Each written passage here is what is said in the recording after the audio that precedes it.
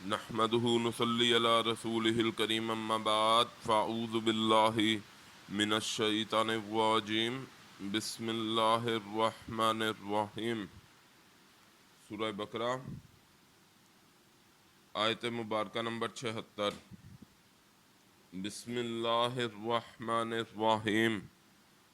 وَإِذَا لَقُوا الَّذِينَ آمَنُوا قالوا آمنا وَإِذَا خَلَا بَعْضُهُمْ إِلَى بَعْضٍ قالوا وَتُحَدِّثُونَهُم بِمَا فَتَحَ اللَّهُ عَلَيْكُمْ لِيُحَاجُّوكُم بِهِ عِندَ رَبِّكُمْ أَفَلَا تَعْقِلُونَ۔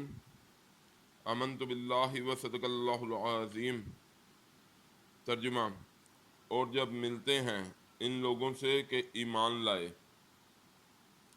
کہتے ہیں ایمان لائے ہم، اور جب اکیلے ہوتے ہیں بعض ان کے طرف بعض کے کہتے ہیں کیا کہہ دیتے ہو تم ان سے جو کھولا ہے اللہ نے اوپر تمہارے، تو کہ جگریں تم سے ساتھ اس کے نزدیک رب تمہارے کے، کیا پس نہیں سمجھتے؟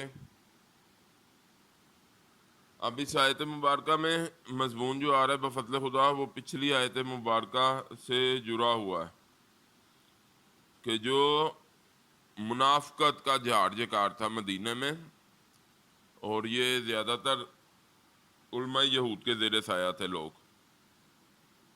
منافقین مدینہ جو تھے۔ مکے میں تو کھلا شرک تھا، لیکن مدینہ میں جو تھے منافقت جو تھا اس کا جھاڑ جکار بہت بڑا تھا، اور انہوں نے نبی پاک صلی اللہ علیہ وسلم کے لیے بہت سے امتحانات پیدا کیے تھے۔ اسی کے بارے میں اس آیت مبارکہ میں آ رہا ہے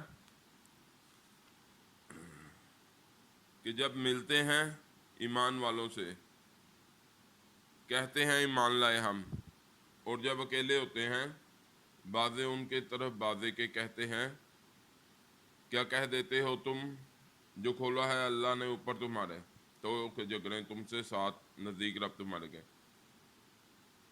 اب یہ کئی ایسی باتیں تھیں جو نبی پاک صلی اللہ علیہ وآلہ وسلم بتاتے تھے اور یہ سنتے تھے، آخر تو مسلمانوں کے ساتھ کھل کے راز و نیاز کی باتیں کرتے تھے، کہنے ہاں یہ جو آج محمد صلی اللہ علیہ وآلہ وسلم بتا رہے تھے یہ ہماری توریت میں ہے۔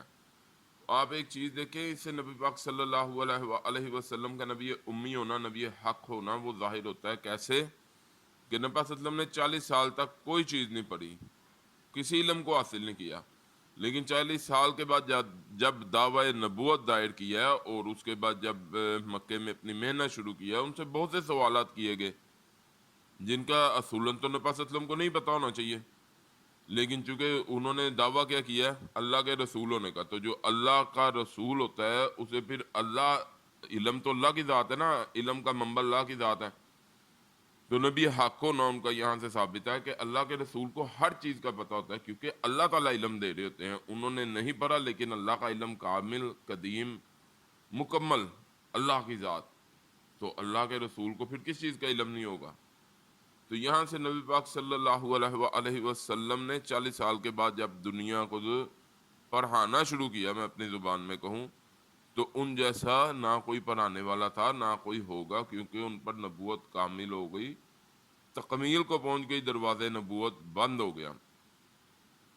بہرحال وہ لوگ جب سنتے تھے حضور نبی کریم صلی اللہ علیہ وآلہ وسلم سے تو بتا دیتے تھے کہ ہاں جی یہ جو محمد صلی اللہ علیہ وآلہ وسلم کہہ رہے ہیں یہ ہماری کتابوں میں ہے۔ تو جب واپس آتے تھے تو ان کے جو شیطان تھے پیچھے، بلکہ یہ شیطان کا لفظ اگر آپ پیچھے ایک آیت مبارکہ ہے اسی سورہ کی 14 نمبر، وَإِذَا لَقُوا الَّذِينَ آمَنُوا قَالُوا آمَنَّا وَإِذَا خَلَوْا إِلَىٰ شَيَاطِينِهِمْ قَالُوا إِنَّ مَعَكُمْ إِنَّمَا نَحْنُ مُسْتَهْزِئُونَ۔ اور جب ملتے ہیں ان لوگوں سے جو ایمان لائے ہیں کہتے ہیں ایمان لائے ہم، اور جب اکیلے ہوتے ہیں طرف سرداروں اپنے کے کہتے ہیں تحقیق ہم ساتھ تمہارے ہیں، سوائے اس کے نہیں کہ ہم مذاق کرتے ہیں۔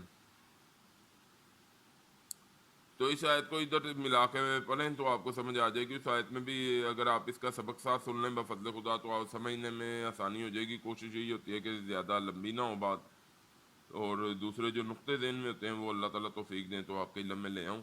اس آیت کو ملا کے پڑھیں تو آپ کو بات بالکل کھل کے، اور قرآن کے ایک مقام کو سمجھنے کے لیے دوسرے مقام سے جو اللہ تعالیٰ کی رحمت سے روشنی ملتی ہے، اس جیسی روشنی آپ کو کہیں سے نہیں ملے گی۔ تو بہرحال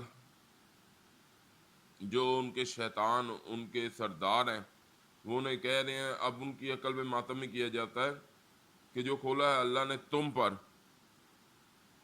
وہ انہیں نہ بتاؤ، یعنی کہ تم کیوں ان کے پاس یہ جو بات تم نے بتا دی ہے، کہہ دی ہے، تو یہ تمہارے لیے دلیل بن جائے گی اللہ کے ہاں۔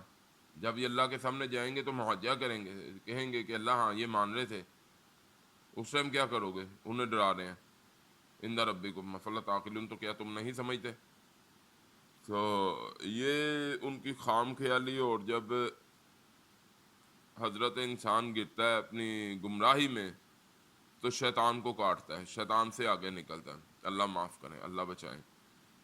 تو یہ ان کا طرز عمل تھا جس کی وجہ سے انہوں نے بہت بہت سے جو لوگوں کو ان کا ایمان کھا گئے، اور منافقت میں بڑے یہ آگے عبداللہ ابن ابی، عبداللہ ابن سبا، اور نامعلوم کون کون سے منافقین تھے۔ بہرحال آگے تذکرہ آئے گا کئیوں کا، اور دوسرے بھی معاملات اب آئیں گے۔ اسی پر اکتفا کرتے ہیں۔ اللہ تعالی ہمیں سمجھ کی، اور سب سے زیادہ اللہ ہمیں نیک اعمال کی توفیق عطا فرمائے۔ وآخر دعوانا ان الحمد للہ رب العالمین۔